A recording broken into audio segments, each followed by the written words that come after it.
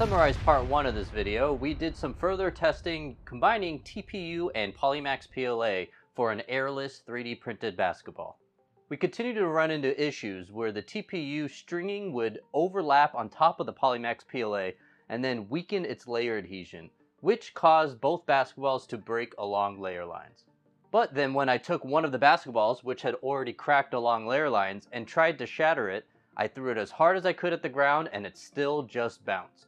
Okay, I had to stop the slow-mo because it actually wasn't breaking even when I threw it as hard as I could, and it was bouncing all the way up to the ceiling over here.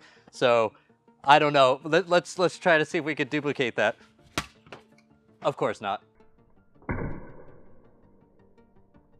Well, that is unfortunate. I'm telling you, this ball, when I was trying to film slow-mo, bounced like crazy when I was trying to break it. And then, of course, when I went a little bit of a different angle, it did end up breaking. Now, it's obvious that this is across layer lines. Both of these prints are exactly across layer lines, and there's, a ton of string here. I will show this in a different angle.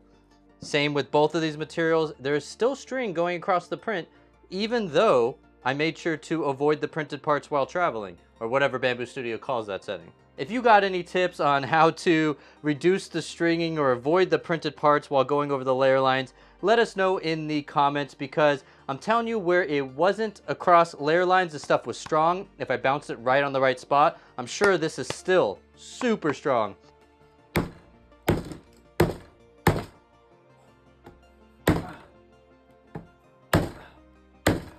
Okay, I wasn't expecting that to work so well. I thought I would break it. I was swinging that hammer as hard as I could. Let's see without that box underneath it. I'm gonna swing as hard as I can. Wow.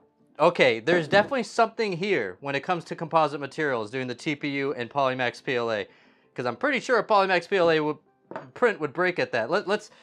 Okay. It's gonna probably damage my table.